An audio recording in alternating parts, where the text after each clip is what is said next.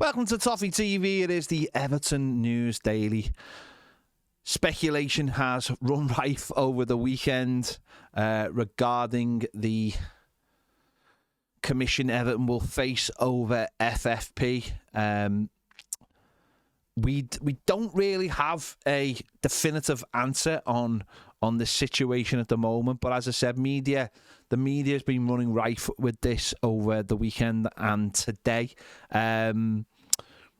People are speculating. Kieran McGuire on Sky speculated it could be just one player that has pushed Everton over the FFP limit, with a lot of people believing that could be Dele after his move from Tottenham Hotspur in January 2022, with people suggesting that Everton could have put him in the books for one price and Spurs could have put him in for another. It probably very much isn't the case, I would imagine, because Dele Alli will not cost Everton a penny until he breaches the 10. I think it's the 10 game mark or the 20 game mark, certainly for certainly the 20. It is certainly the 20 game mark. So therefore can't be put into the books for anything over. Whether Kieran McGuire was speculating another player, we don't know. But certainly the rumour today was it was Dele Alli. Everton obviously have been on the naughty step for a bit of a while. Certainly last season, everything had to be run through the Premier League, leading to a lot of sort of, confusion over what Everton have actually done. Newspapers have speculated today it could be in relation to the stadium. Well, stadium costs are exempt from FFP, as are youth costs, community costs, women's team costs. They don't fall under FFP, so that certainly can't be brought into it. The COVID situation could be an area where they have looked at, and obviously the costs attributed or the losses attributed to the COVID situation are rather confusing. They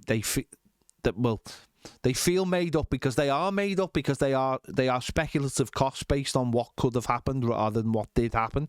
So maybe that is where the Premier League have looked in terms of this investigation, but we won't know for a while. We don't know when this commission will take place. We certainly don't know what the ramifications are.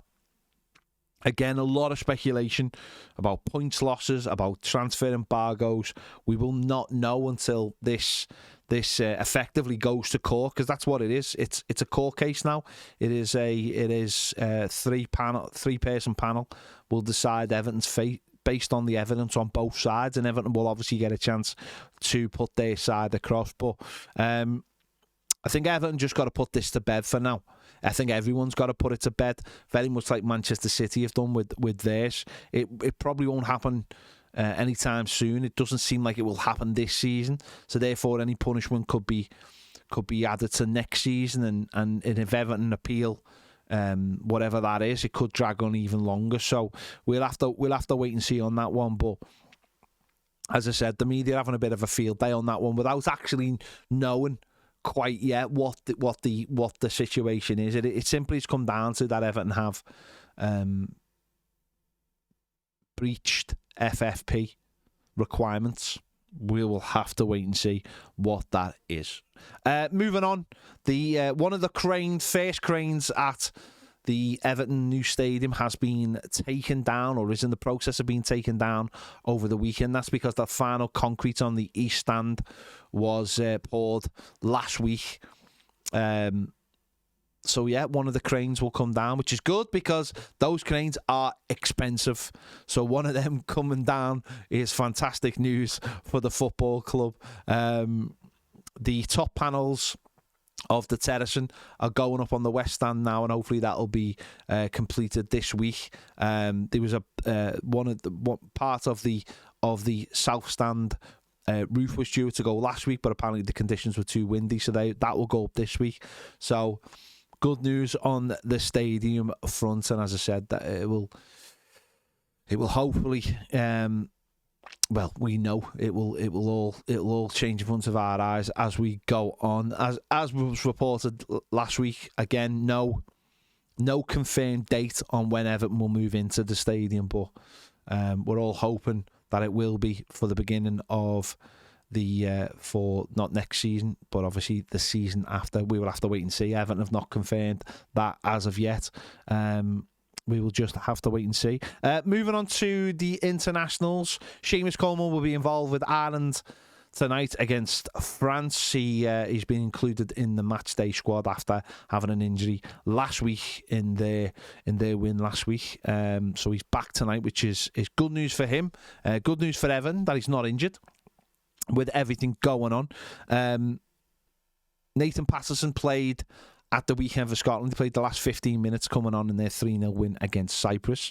So it'd be fantastic to have him ready for full fitness for the Spurs game, hopefully. Obviously, Spurs have sacked Conte and will have a new manager in place. They will have a temporary coach in place for that. Onana played for Belgium, started the game for Belgium, their 3-0 win over Sweden. Romelu Lukaku getting a hat-trick in that game.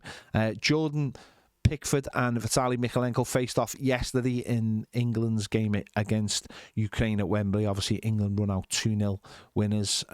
Wasn't a great day for Mykolenko, who subbed early on in the second half as well.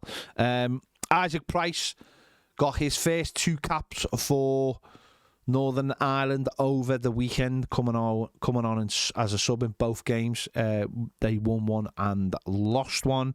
And Tom Cannon got his first goal for Ireland under 21s in a 2-1 friendly win over Iceland as well over the weekend. So great start for him. For England for Ireland under 21s. He's been scoring goals for Preston as well, so that is fantastic news for him. And on Friday night, a crowd of 22,000 watched Everton women play Liverpool women in the Merseyside derby in the Barclays Women's Super League. I was there. It was a fantastic occasion. Gabby George scored Everton's goal in the first half, but unfortunately Everton were pegged back before half-time. They had a couple of great opportunities to win it. Liverpool had the goal disallowed, which I'll be honest, I thought was a goal, but it ended up 1-1. It was a great occasion for everyone there. Great to see so many kids, so many young girls going. Probably the first game for a lot of people at Goodison Park, watching Everton, and I imagine Liverpool as well. So, and a fantastic event put on by Everton for that game. So 1-1 probably felt right at the end. So there you go. Missed opportunity to get a double over Liverpool, but taking 4 points off Liverpool in any season at any level is fantastic news. So there you go. This has been the Everton News Daily. We've done a couple of live shows today, one on YouTube, one on Toffee TV Premier, talking about the whole situation with the FFP commission that Everton will face. So make sure you check them out. If you have not joined us on Toffee TV Premier, please do. The link is in the description and it'll be coming on the screen in a moment. And make sure you subscribe to Toffee TV Football as well, our second channel where we talk nothing but non-Everton football. It's glorious over there. Go and check that out as well. Thanks for watching. See you later.